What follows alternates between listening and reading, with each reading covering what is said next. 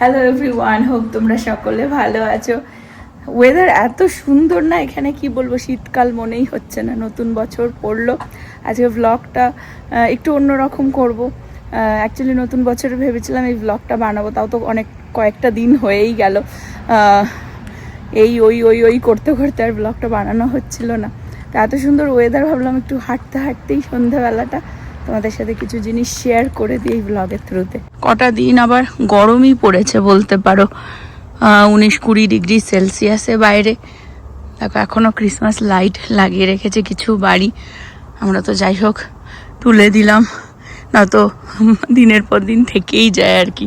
ভালো লাগে ক্রিসমাসের টাইমটা, না এত ঠান্ডা পড়ে, বাইরে আর কি অ্যাক্টিভিটি করবে। ক্রিসমাস মানে একটা এই হলিডের জন্য আলাদা একটা ফিল হয় বেসিক্যালি। তো আজকের ব্লগটা তোমাদের সাথে আমি কিছু জিনিস শেয়ার করব, আমার নিজের লাইফের সম্পর্কে কিছু জিনিস। এবং এই নতুন বছর পড়ার সাথে সাথে না আমি সোশ্যাল মিডিয়াতে কিছু কিছু জিনিস দেখলাম, দেখে আমার ঠিক ভালো লাগলো না। আজকাল ইয়াং জেনারেশন প্রচণ্ডভাবে ডিপ্রেসড হয়ে যায় লাইফে, ছোট ছোট সিচুয়েশন হ্যান্ডেল করতে পারে না, লাইফের সাথে লড়াই করে উঠতে পারে না। অবশ্য তাদের কাছে হয়তো যেটা হয়তো আমরা আমাদের এজে এসে জীবনটাকে এতটা দেখে এসে ভাবি ওগুলো ছোট ছোট জিনিস, তাদের কাছে হয়তো সেগুলো ছোট ছোট ফিল হয় না। তাদের কাছে তো একটা মানে ছোট বাচ্চার মতন, যেরকম বাচ্চারা পড়ে গেলে মানে তাদের কাছে মনে হয় অনেক লেগে গেল, কিন্তু আমরা বড়রা পড়লে তো সেই কাটা জায়গাটাতে একটুখানি ঝেড়ে উঠে আবার হাঁটতে পারি, চলতে পারি। তো সেটাই অ্যাকচুয়ালি হয়। আমি একটু মানে নিজের লাইফের কিছু জিনিস তোমাদের সাথে শেয়ার করে হোপফুলি আমার এই ব্লগের থ্রুতে কিছু ইয়াং জেনারেশন যারা আছো তারা যদি মোটিভেট হতে পারো, সেটাই আমি সেই চিন্তাধারা রেখে আর কি ব্লগটা বানাচ্ছি। বিকজ জীবন প্রত্যেকটা মানুষের জন্যই কঠিন। কেউ যদি বলে যে আরেকজনের বেটার দেখতে পাচ্ছি লাইফ আমার থেকে, বা আরেকজনের সামথিং বেটার আমার থেকে, সেটা কখনোই না। কোনো না কোনো এরিয়াতে একটা মানুষের, কোনো না কোনো এরিয়ার পার্টিকুলার এরিয়াতে তার লাইফ কিন্তু কঠিন। এবং যাদের ধরো সিমিলার প্রবলেমও আছে না কেন কিছু কিছু মানুষের, তারা কিন্তু দেখবে সবাই সেম ওয়েতে ফাইট করতে কিন্তু পারে না। কারণ প্রত্যেকটা ইন্ডিভিজুয়াল মানুষই কিন্তু আলাদা হয় এবং তাদের জীবনটাকে বাঁচার মানে যে পথটাও সেটাও আলাদা হয়। সুতরাং তাদের নিজস্ব নিজস্ব এক্সপিরিয়েন্স থাকে, সেম সিচুয়েশানকে প্রত্যেকটা মানুষই আলাদাভাবে হ্যান্ডেল করে। ঠিক আছে, তো এটাই বলার যে জীবনে প্রত্যেকটা মানুষেরই প্রবলেম আছে, প্রত্যেকটা মানুষই প্রবলেম ফেস করে, কিন্তু সেটা ধরে রেখে আমাদের অ্যাকচুয়ালি জীবনে যদি চলি, আমরা আমাদের নিজেদের মাইন্ডেই কিন্তু আমরা নেগেটিভ থটস নিয়ে জীবনটাকে আরও কঠিন বানিয়ে ফেলি।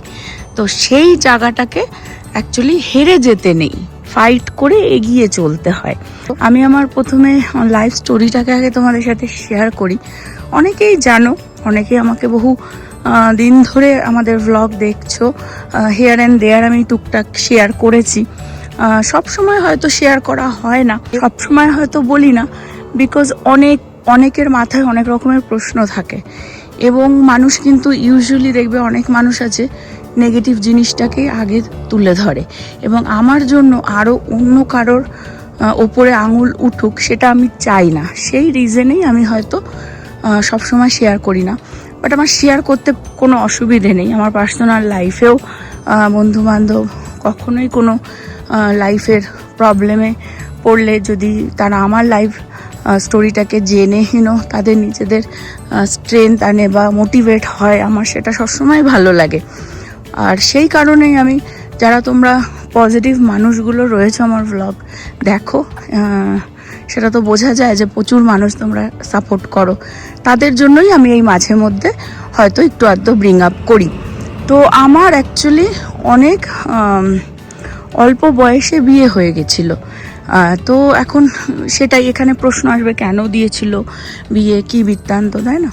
তো যাই হোক, আমার বাবা মা তখন হয়তো ভালোই ভেবেছিল। বাবা মা তো কখনোই সন্তানের জন্য খারাপ ভাবতে পারে না, তো ভালো ভেবেই আর কি সেই সময় ভেবেছিল ভালো ছেলে বা কিছু। আর খুবই তাড়াহুড়োর মধ্যে বিয়েটা হয়েছিল।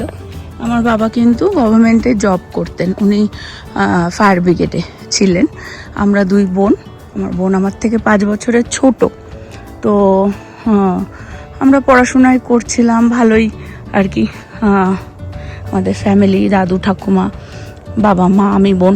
তো কোনো একটা সংস্থার মধ্যেই আর কি আমার মা, কি সুন্দর ক্রিসমাস লাইটটা, খুব সুন্দর, সংস্থায় আর কি জড়িত হয়েছে। সেখানে মোটামুটি সবারই অল্প বয়সে আর কি বিয়ে দিয়ে দিচ্ছিল, ভালো ছেলে পেলে এরকম কিছু একটা হচ্ছিল। তো সেই সময় ভাবলো ভালো ছেলে পরিচিতর মধ্যে রয়েছে, দিয়ে দিল বিয়েটা। আর বিয়েটা খুব তাড়াতাড়ি হয়, কারণ সেই বিদেশ থেকেই কিন্তু গেছিল ইন্ডিয়াতে 2 মাসের জন্য। তো ওই জন্য বিয়ের পরে যাতে বেশি দিন টাইমটা থাকে, ওই জন্য খুবই তাড়াহুড়োর মধ্যেই বিয়েটা হয়ে গেছিলো। এবং যখন ওই 2 মাস পরে চলে আসে, সে আমেরিকায় চলে আসে। আর তারপরে যখন আবার পরে 6 মাস পরে ব্যাক করে, তখনই কিন্তু আমি প্রীতিকে নিয়ে প্রেগনেন্ট হয়ে গেছিলাম। তো আমার প্রীতি আর আমার বয়সের ডিফারেন্সটাও তোমরা দেখে অনেক সময় বোঝো যে বেশি একটা বয়সের ডিফারেন্স নেই। আমরা দুজনে একই সাথে বলতে পারো বড় হয়েছি। তো ওই জন্য আমাদের মামের আন্ডারস্ট্যান্ডিংটাও অন্যরকম। তো যাই হোক, তখন প্রীতি হয়ে গেল। আর কোনোদিনও আমাদের বা আমার বা প্রীতির আর কি বিদেশে আসার মতন কিন্তু মানে সেই আমাদের প্ল্যানটা ছিল না কোনো দিনই।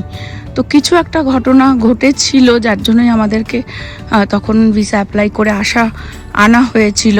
সেটা বিয়ের প্রায় 4 বছর পর। আর আমেরিকায় ধরো আরও মোটামুটি 4 বছর তার সাথে সংসার হয়, তো টোটাল 8 বছর। এবার 8 বছরের কথাই 8 মিনিটে 9 মিনিটে তো আর বলা যায় না, প্রচুর জিনিস হয়েছে। আর আমি এতটাই অল্প বয়স ছিল আমার যে অনেক কিছু হয়তো আমরা ভয়েও দেখবে বাবা মার কাছে শেয়ার করতে পারি না। বিয়ে হয়ে গেলে একটা বাচ্চা মেয়ে কী ভাবতে পারে যে এখন এটাই আমার সংসার, এটাকেই আমাকে বুঝিয়ে মানিয়ে গুছিয়ে চলতে হবে, ঠিক আছে। প্লাস আমার ওপরে আমার সন্তানের একটা দায়িত্ব রয়েছিল যে ওর লাইফটা নষ্ট হয়ে যাবে যদি আমি কোনো একটা পদক্ষেপ নিই। কিন্তু আলটিমেটলি যখন মানে আগে ইন্ডিয়ায় ছিলাম, তখন ওই মাঝে মধ্যে সে আসতো যেত, তো ভাবতাম যে ঠিক আছে চলে গেলে আবার তো বেটার থাকবো। কিন্তু যখন এখানে মুভ হই আমেরিকায়, তখন মানে এক ছাদের তলায় আর 4টে বছর নরকে পরিণত হয়েছিল। এবং সেই সময়টা আমাকে মানে পদক্ষেপ নিতেই হয় যে আইদার আমি মানে স্টেপ আউট করব, আইদার যদি এখানেই পেরে উঠি কিছু করব, তা নাহলে দেশে ফিরে যাব আর কি। এবার দেশে ফিরে গেলেও সেটা সবসময় লাস্ট অপশান হয়ে থাকে একটা মেয়েদের জন্য, বিকজ সে মেয়েটা দেখো বিয়ে হয়ে গেলে ফ্যামিলিও তখন তো মানে তারা হয়তো না ফিল করলেও মানে আমার কাছে মনে হবে যে আমি বাচ্চা নিয়ে গিয়ে লোকের ঘাড়ে বোঝা হয়ে না পড়ি, তাই না, যেটা হয়ে থাকে। এবং সেই জন্য এখানেই আমি আর প্রীতি, আমরা ওই জন্য বলছি আমি আর প্রীতি স্ট্রাগল করি এবং জীবনের একটা কোনো জায়গায় এসে দাঁড়াই। আর স্ট্রাগলটা থ্যাঙ্কফুলি না খুব কম টাইমেরই ছিল। প্রথম 3টে বছর আমাদের খুবই স্ট্রাগল ছিল, এবং ওই 3টে বছর ইচ ডে যদি আমি এক্সপ্লেন করতে যাই তাহলে হয়তো এই ব্লগটা মানে 1-2 ঘন্টা কমই পড়ে যাবে আর কি, তাই না। 3টে বছরের প্রতিটা দিন কিরকম কেটেছে। আমার মেয়ের 104-5 জ্বর, আমাকে তার মধ্যেও কাজে যেতে হয়েছে, তাকে নিয়ে রবিবার দিন ছিল। আমি মাঝরাতে আমার বসকে কল করি যে আমি তো পারবো না, আমার মেয়ের এত জ্বর। আমি এখন ভাবছি যে এত রাত্রে আমাকে ক্যাবে করে হসপিটালে যেতে হবে এমার্জেন্সি, হ্যাঁ, কিন্তু তাকেও তো একটা বলে রাখা দরকার যে আমি সকালে যদি না কাজে আসতে পারি, কিন্তু তার কোনো এক্সকিউজ সে শোনেনি। আমাকে পরের দিন সকালবেলায়, ওই রাত্রে আমি মেয়েকে নিয়ে হসপিটালে গেছি, এমার্জেন্সি গেছি, সকালে উঠে আবার ওই মেয়ে নিয়েই কাজে গেছি। কেন? বিকজ আমার ওই মেয়ে রাখার তো জায়গা ছিল না, কার কাছে রাখবো? তো ওই অসুস্থ মেয়ে নিয়েও কাজ করেছি। তো এরকম ছোট ছোট এগুলো খুবই সামান্য জিনিস। আরও অনেক কিছু ধরো 3টে বছরে আমরা ফেস করেছি। আর 3টে বছর এই জন্য বলছি যে ওই 3টে বছর মানে ওটা আমাদের শুরুয়াত ছিল ওই জার্নির, ঠিক আছে? আমার আর আমার মেয়ে ধরো এই আহানের থেকে একটু বড় ছিল।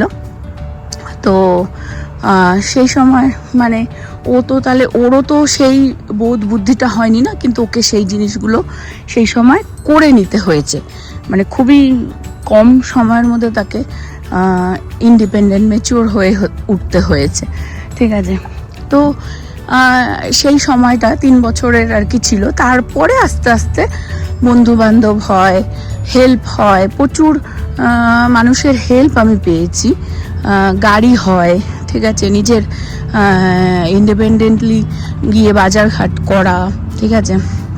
সেই জিনিসগুলো করতে পেরেছি 3 বছরের পর থেকে। এবং আমাদের টোটাল যে একার জার্নিটা সেটা 7 বছরের ছিল। কিন্তু মানে নভ আমাদের লাইফে আসার আগের কথা বলছি, ঠিক আছে? তো একটা মেয়ে দেখবে যতই স্ট্রাগল করুক, যতই যা করুক, এটা আমি আমার নিজের লাইফের এক্সপিরিয়েন্সে বলছি, কখনো দেখবে কারোর কাছ থেকে তুমি ইজিলি অ্যাপ্রিসিয়েশন পাবে না।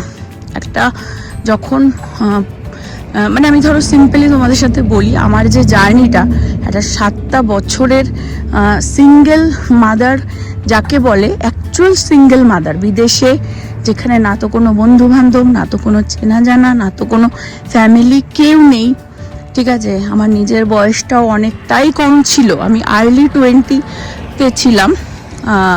ছোট একটা বাচ্চা মেয়ে নিয়ে যে স্ট্রাগলটা হয়েছে, সেটাকে মানে ওই যে সিঙ্গেল প্যারেন্টিংটা, ওটা কোনো কিছুতেই তুলনা করতে পারবে না।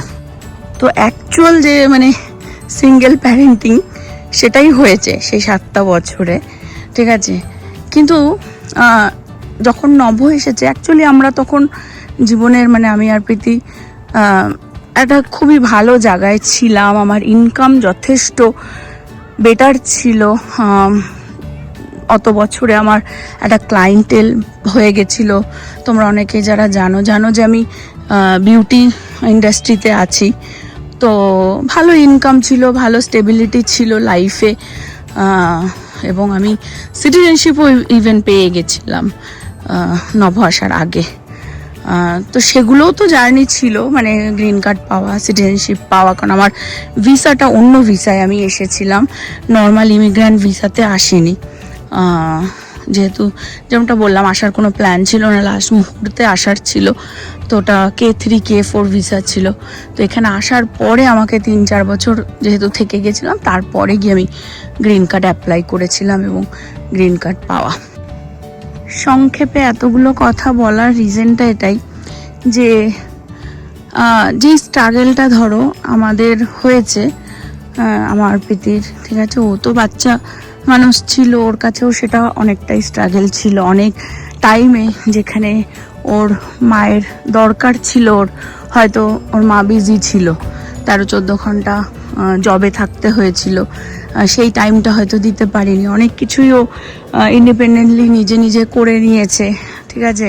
সেটা আমার জন্য সুবিধা হতো, মানে আমার জন্য ভালো হতো তখন, যে হ্যাঁ ও একা করে নিচ্ছে। কিন্তু ও তো সেই মানে ইমোশনাল সাপোর্টটা বা সেই কমফোর্ট জোনটা পায়নি না। তো ওর কাছে একটা সেটা স্কারই বলতে পারো। তো এই যে জিনিসটা হয়েছে, কোনো দিনও কিন্তু একটা প্লাস পয়েন্ট যে আমরা কিন্তু কোনোদিনও স্যাড হয়ে পড়িনি, প্রীতি বা আমি। এমনও সময় গেছে পুজোতে, মানে ফিল হয়েছে যে কেউ নেই, কোনো মানে ফ্যামিলি নেই। দুর্গা পুজো হচ্ছে, মানুষ জামা কাপড় কেনে, ফ্যামিলি থাকে, কিন্তু আমি দিনের পর দিন কাজ করে যাচ্ছি, সেই টাইমটা দিতে পারছি না। কিন্তু সেই জিনিসটা না আমরা মানে খুব তাড়াতাড়ি একটা মুহূর্তে মাথা এরকম হয়তো এসেছে নেগেটিভ বা সত্য যেটা সেটাই এসেছে মাথার মধ্যে, কিন্তু সেটাকে সাইডে সরিয়ে রেখে আমরা কিন্তু হ্যাপিলি জীবনটাকে লিড করেছি এবং মানে নিজেদের মধ্যেই মানে খুব কি বলবো হ্যাপি থাকতে শিখে গেছি আর কি। ঠিক আছে, যেটা হচ্ছে সেটাকেই আনন্দ করে সেই সিচুয়েশনটাকে পার করতে শিখে গেছি। তো সেই জন্য কখনোই না নেগেটিভ থটগুলো বেশি টাইমের জন্য মাথার মধ্যে স্টাক হয়ে থাকেনি।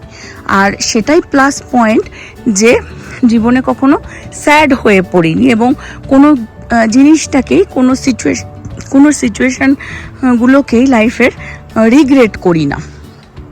যেটা হয়েছে আমরা সেটাকে ফাইট করে ওখান থেকে শিখে বেরিয়ে এসেছি। আর কি শিখেছি, যে জীবনের সাথে লড়তে শিখেছি। এবার তখন যে প্রবলেম হয়েছে তারপরে নভ আসার পরে যে প্রবলেম হয়নি তা নয়, তখন আরও প্রবলেম, অন্যরকম প্রবলেম ছিল।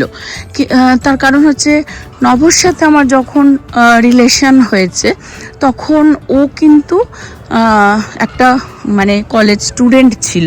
তখন ওর গ্র্যাজুয়েশন কমপ্লিট করে ও কিন্তু মাস্টার্স করছিল এবং যেরকম হয় একটা স্টুডেন্ট বাড়িতে পড়াশোনা করছে, ওদের জয়েন্ট ফ্যামিলি, মা বাবা ওকে ভাতটুকুনিও খাইয়ে দিত, সবটাই টেক কেয়ার যেরকম হয় আমাদের বাঙালি ফ্যামিলির মধ্যে, সেরমভাবেই কিন্তু মানুষ হচ্ছিল এবং সেরমই ছিল।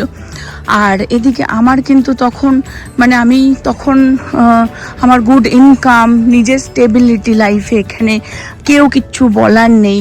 ঠিক আছে, আমার মেয়েও তখন একটা মানে এজে চলে এসেছে যে ও এজে তো অফকোর্স আসেনি, তখন 7-8 বছর বয়স ছিল প্রীতির, কিন্তু অ্যাটলিস্ট সেই বোঝার মতন বয়সটা চলে এসেছিল এবং সেই ম্যাচুরিটিটা চলে এসেছিল। 8 বছর বয়সে আমার মেয়ে কিন্তু অনেক কিছুই করতে জানতো, যেগুলো হয়তো একটা বাচ্চা 15-16 বছর বয়সে গিয়ে করতে পারে, তাই না? নিজের খাবারটা মা নেই মাইক্রোওভেনে কি করে গরম করতে পারে, ঠিক আছে, বা অনেক কিছু ছোট ছোট জিনিস আমি বলছি, একা 2-3 ঘন্টা হয়তো থেকেও গেল যে মা এসে আমাকে নিয়ে যাবে বা কিছু, যেটা এখানে ইলিগালও, এখানে বেশি মানে বাচ্চাকে কিন্তু একা ঘরে রাখা যায় না, এরকম অনেক কিছু আর কি মানে শিখে যেতে হয়েছে, আমরা করে নিয়েছি।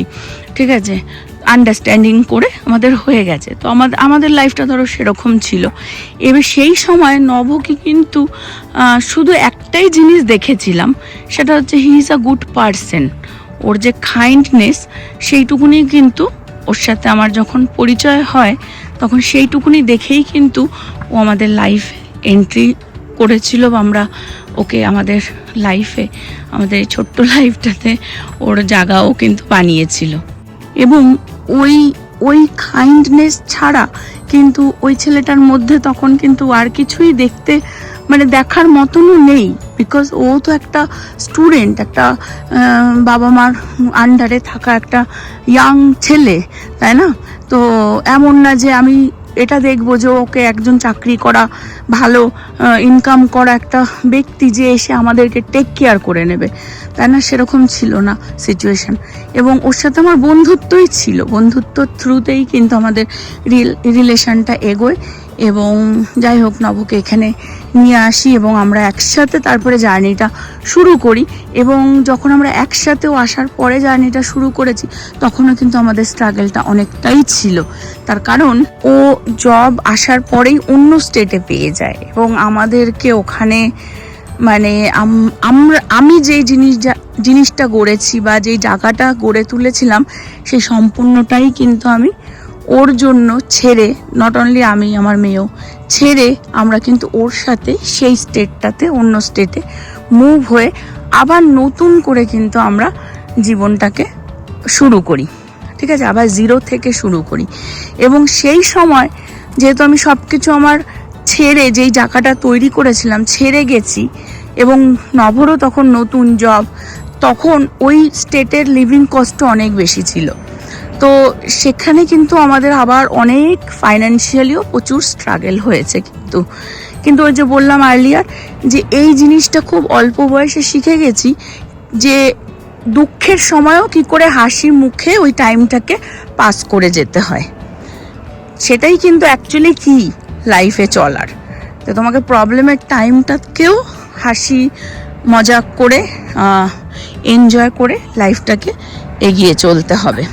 এটা হয়তো সব সিচুয়েশনে হয় না, সেটাও আমি জানি, সেটাও আমি বলছি যে সব সিচুয়েশনে হয় না, অনেক কিছু লস্ট করে যায়, সেই সময়ও তুমি হাসি মুখটা আনতে পারবে না। কিন্তু সেই যে শোকটা, সেই যে কষ্টটা, সেটাও যেন নেগেটিভ থটে পরিণত না হয়ে যায়। ঠিক আছে, একটা লস্টকেও সেটাকেও পজিটিভ ওয়েতে দেখেই জীবনে এগিয়ে চলতে হবে। ঠিক আছে, সেই দুঃখটা তো আসবেই, একটা ইমোশনাল ঝড় তো ওঠেই, কিন্তু সেটাকে কখনো মেন্টালি মানে মাইন্ডের মধ্যে যেন সেটাকে এফেক্ট না করে নেগেটিভ ওয়েতে। এটাই হচ্ছে জীবনের কি। তো এই যে আমাদের স্ট্রাগেলটা, এবং আমরা তখন মানে আমি ওই উঁচু জায়গাটা থেকে আবার নিচে গিয়ে জিরো থেকে নবর হাতটা ধরে যে আবার স্টার্ট করেছি অল ওভার, এবং তারপরে আজকের এই দিনটা তোমরা দেখতে পাচ্ছ। যবে থেকে আমি ভ্লগ করি আমাদের লাইফে আহান এসে গেছে, আহান এসেছে ও জীবনে আমাদের অনেক কিছু সুখ শান্তি নিয়ে এসেছে। ঠিক আছে, তো সেই শান্তিটাই তোমরা সবসময় দেখো, এবং ভগবানের কাছে প্রার্থনা করে যেন এরমভাবেই হেসে খেলেই আমরা সারাটা জীবন কাটিয়ে দিতে পারি। আমাদের ছোট্ট পরিবার ভগবানই বিল্ড করেছে, এবং উনিই যাতে সবসময় রক্ষা করেন, এবং তোমাদের কিছু পজিটিভ মানুষের পজিটিভ প্রেয়ার যেন আমাদের জীবনে সবসময় থাকে, সেটাই প্রার্থনা করি। কিন্তু ওই যে আমি আমার গল্পটা বলার কারণটা যে এই যে আপ অ্যান্ড ডাউনটা যেটা হয়েছে, একটা কোনো মানুষ কিন্তু এই জিনিসটা দেবে না যে একটা জায়গা ধরো স্ট্রংলি বিল্ড করেছে, একটা জায়গায় দাঁড়িয়ে রয়েছে স্ট্রংলি, সেই জায়গাটাকে ছেড়েও কিন্তু আবার অন্য কারোর জন্য কিন্তু জিরো থেকে আবার করবে না, 1 নম্বর। 2 নম্বর হচ্ছে এই যে টোটাল জার্নিতে আজকের দিনে আমাকে অনেকের মানে অনেক সময় হয়ে থাকে যে আজকের দিন দেখবে মানুষে হয়তো বলে, দেখবে যে হাজব্যান্ডগুলো একটুখানি বউয়ের হেল্প করে, কেয়ার করে, ঠিক আছে, যেটা আমার হাজব্যান্ডও করে। এবং সবসময় দেখবে অনেক মানুষ আছে যে বলবে যে ও খুব ভালো হাজব্যান্ড পেয়েছে, কিন্তু কোথাও না কোথাও তার কথাতে সেই বাড়ির বউটাকে ছোট করে দেয়। দেখবে মেয়েদেরকে যদি হাজব্যান্ড কেয়ারিং হয়, ঠিক আছে, হাজব্যান্ড রান্নাবান্না একটু করতে হেল্প করে দেয়, বাচ্চা কাচ্চা দেখতে হেল্প করে দেয়, দেখবে কেউ তাকে অ্যাপ্রিসিয়েট করবে, এবং সেই কথার আড়ালেই সেই বাড়ির যে ওয়াইফটা আছে বা সেই হাজব্যান্ডের যে পার্টনার, তাকে কিন্তু ডাউন করে আরেকজনকে ভালো বলে। নো ডাউট একটা মানুষকে অ্যাপ্রিসিয়েট করাটাই উচিত। ঠিক আছে, যে মানুষটা এত কিছু করছে, এত সাপোর্ট করছে, এত হেল্প করছে, এবং সবসময় তাকে অ্যাপ্রিসিয়েট করা উচিত। কিন্তু অ্যাপ্রিসিয়েশনের সাথে সাথে আরেকজনকে ডাউন করেও কিন্তু আরেকজনকে অ্যাপ্রিসিয়েট করাটা কোনো দিনই সঠিক নয়, এবং সেটাও আমি পদে পদে কিন্তু পেয়ে এসেছি। তো আমার ফুল স্টোরিটা হয়তো সবাই কেউ জানে না, আমার পুরো লাইফের জার্নি যে আমি এত অল্প সময়ের মধ্যে তাড়াতাড়ি যতটা পারলাম তোমাদের সাথে শেয়ার করলাম। কিন্তু একটা 7টা বছরের জার্নি কিন্তু 7 মিনিট বা 70 মিনিটেও বলা যায় না, সম্ভব না, তাই না? প্রতিটা মুহূর্ত যেই জিনিসগুলো ফেস করেছি সেই জিনিসটা বলা সম্ভব না 7-10 মিনিটে। তো সেই জিনিসগুলোকে না কেউ কখনো কিন্তু ভাববে না, কেউ ভাববে না। এবং যখন তুমি ভালো থাকবেও, আমাদের ফ্যামিলির মধ্যে 4 জনের মধ্যে আমাদের একতা আছে বলে, আন্ডারস্ট্যান্ডিং আছে বলে আমরা বাইরের মানুষের নেগেটিভ কথাগুলোকে কেয়ার করি না, গায়ে লাগাই না, ঠিক আছে। কিন্তু যখন মানুষ বাইরে থেকে, তুমি যখন ভালো আছো না, তখনও তুমি যখন সব কিছু ফাইন্যান্সিয়ালি স্টেবিলিটি থাকবে, তোমার মেন্টালি সব কিছু ভালো আছে, ফ্যামিলির মধ্যে সুখ শান্তি সব কিছু আছে, বাইরে থেকে মানুষ এসে কিন্তু পোক করে তোমার সুখ শান্তির ভঙ্গ করবার চেষ্টা করবে, এটাও হয়, ঠিক আছে। তো এই সব কথা বলার একটাই রিজন, যারা তোমরা ইয়াং জেনারেশন দেখছো, এক তো নিজেদের মধ্যে একতাটা প্রচণ্ডভাবে গড়ে তুলবে, ঠিক আছে। আর কিছু কিছু মানুষের সাথে অবশ্য সেটা করে ওঠানো যায় না, ঠিক আছে। আমার হাজব্যান্ডের মধ্যে সেই আন্ডারস্ট্যান্ডিংটা আছে বলে হয়তো আমরা সেটা পেরেছি ইজিলি, ঠিক আছে। কিন্তু সবার হয়তো হয় না, তো আমি প্রে করবো যেন তোমরা সবাই সেরকমই দেখে বুঝে চুজ করো লাইফ পার্টনার, কারণ ওটাই সব থেকে বেশি ইম্পর্টেন্ট হয়। মা বাবার জায়গায় থেকে যায়, ভাই বোনের জায়গায় থেকে যায়, কিন্তু লাইফ পার্টনার যে তোমার শেষ টাইম পর্যন্ত তোমার হাত ধরে থাকবে, সেই পার্টনারটা যেন তোমরা সঠিক চুজ করো। এবং আন্ডারস্ট্যান্ডিং নিজেদের মধ্যে যেন খুব ভালো থাকে, যে না তো বাইরের মানুষ পোক করে তোমাদের আন্ডারস্ট্যান্ডিং ব্রেক করতে পারে, আর না তো জীবনেও যদি চলতে চলতে যে পথটা আঁকাবাঁকা ভাঙাচোরা রাস্তা পাও, সেটাও যেন দুজনে একসাথে হাত ধরে সেটাকে পার করতে পারো। এবার বলি, সোশ্যাল মিডিয়াতে নতুন বছর পড়তে না পড়তে আমি দেখলাম কিছু মানুষ হয় না ডিপ্রেশনে আত্মহত্যাও পর্যন্ত করে নিচ্ছে। তো সেই জন্যই আমার এই ব্লগটা বানানো, যে কখনোই নিজেকে শেষ করে দেব বা দিলে হয়তো বেটার হবে, এটা ভুল জিনিস। এই জিনিসটা যেন কারোর মাথায় না আসে, এটাই আমি প্রার্থনা করব। এবং আমার ভ্লগের থ্রুতে আমার ছোট্ট করে আমার লাইফ স্টোরিটাকে জানিয়ে তোমাদের সাথে চেষ্টা করব যেন তোমাদের মাথায় পজিটিভ জিনিসটা ঢোকে, যে নিজেকে শেষ করে দেবো এই জিনিসটা কখনোই রাখবে না। জীবনে অনেক কিছু করার আছে, অনেক এক্সপ্লোর করার আছে, আর সব কিছুই না সময় একটা যখন নেগেটিভ জিনিস আসে মাথায় বা একটা নেগেটিভ সিচুয়েশান আসে, সেটাও সময়। সেই ধৈর্যটা, সেই সময়টুকুনিটা যদি দেওয়া হয়, সেটাও পাস করে চলে গিয়ে সেটাই আবার রাত থেকে দিন হয়ে যায়, পজিটিভ হয়ে যায়, অনেক নতুন আইডিয়া বেরোয়, অনেক কিছু জীবনটাকে অন্যভাবে দেখার মতন ক্ষমতা তৈরি হয়। কিন্তু ওই নিজেকে শেষ করে কারোর কিচ্ছু হয় না। তুমি শেষ হয়ে যাবে, তোমার পার্টনার দুদিন পরে আর একটা বিয়ে করে নিয়ে সে মস্তি করবে, আনন্দ করবে, ঠিক আছে। ছোট ছিলাম খুব, আমাদের পাশের বাড়িতে আমি দেখেছিলাম হাজব্যান্ডটা সারা রাত গ্যাম্বলিং করে, ড্রিঙ্ক করে, মানে ভোরবেলায় এসেছে, খুব চিৎকার চেঁচামেচি। ও ওয়াইফটা প্রেগনেন্ট ছিল 4 মাসের, গায়ে আগুন লাগিয়ে দিল, দরজা তালা দেওয়া, ঢুকতে দেবে না, মানে গ্রিলের দরজা ছিল, ভেতর থেকে আগুন লাগিয়ে দিল, ওই তালা ভেঙে তারপর সবাই বের করলো। 4 মাসের প্রেগনেন্ট, হসপিটালে নিয়ে গেল, 1 সপ্তাহ ভুগলো, ঠিক আছে।